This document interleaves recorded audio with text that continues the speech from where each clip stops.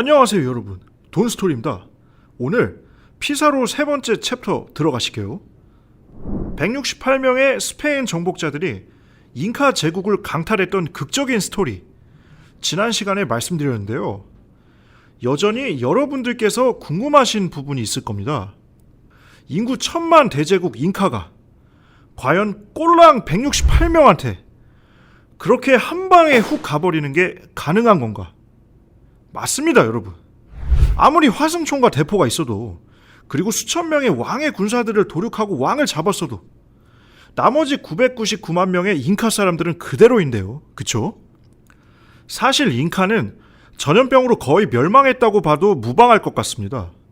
스페인 정복자들이 유럽에서 데려온 천연두, 홍역, 독감 같은 질병에 잉카인들은 면역이 없었던 거죠. 저 병들을 저항해서 이길 수 있는 방어체계가 아메리카 대륙 주민들에게는 없었던 겁니다. 사실 지금처럼 비행기 타고 크루즈선 타고 왕래하던 시절이 아니기 때문에 아메리카 대륙의 사람과 동물은 오랜 시간 유럽과 아시아와 분리된 채로 마치 섬에서처럼 완전히 떨어진 채 독자적인 생활을 해왔기 때문이죠. 특히 스페인 정복자들이 데려온 전염병 중에 천연두가 끼친 피해가 엄청났습니다. 우선 천연두가 어떤 질병인지 간단히 설명드릴게요. 천연두는 두창 바이러스로 발병하는 전염병입니다. 기침이나 재채기에서 나오는 침방울이 공기 중에 있다 사람에 전파되거나 사람과 사람의 대면 접촉, 바이러스가 묻은 물질과의 접촉으로 감염이 될 수 있죠. 코와 입에 바이러스가 들어와서 사람 몸에서 12일 정도 잠복기를 거쳐요. 그러다가 높은 열, 근육통, 두통, 심한 피로감, 속이 거북함 같은 증세를 겪고요. 토하기도 해요. 허리 통증도 있기도 하고요. 그리고 천연두의 핵심 질환이자 가장 무서운 증상인 발진이 나타나죠. 몸 전체에 부스럼이 굉장히 많이 생겨서 실제 환자의 본 모습이 제대로 안 보일 정도로 나타나는 경우도 상당히 많았고요. 그리고 천연두 치사율이 30%로 매우 높았어요. 천연두 환자 10명 중 3명은 사망했던 거죠. 또한 천연두에 걸렸다 완치된 사람들 중에 많은 사람들이 피부에 엄청나게 많은 흉터가 남아서 평생 트라우마에 시달려야 했고요. 그리고 병마와 싸우는 과정에서 시력을 상실하게 되는 안타까운 사례도 상당히 많았다고 전해집니다. 현재 천연두는 백신의 개발과 보급으로 완전히 종식이 된 상태예요. 지구상에서 사라진 거죠. 하지만 그 전까지는 천연두가 인류에게 있어서 코로나19보다는 훨씬 위협적이고 공포스러운 존재였습니다.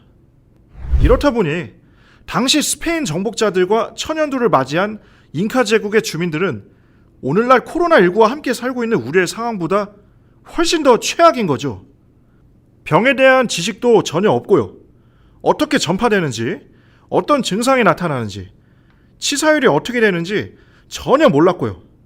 사실 스페인 사람들이 천연두를 가져온지도 몰랐고요.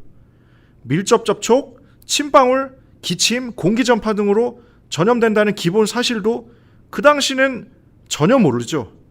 현미경도 없고 바이러스에 대한 개념도 없던 시대니까요. 결정적으로 잉카 사람들이 구대륙과는 오랜 시간 고립된 채 살아왔기 때문에 천연두에 대한 저항이나 집단 면역 자체가 하나도 없어서 완전히 그냥 걸렸다 하면 엄청 시달리면서 다 죽어나가는 거예요.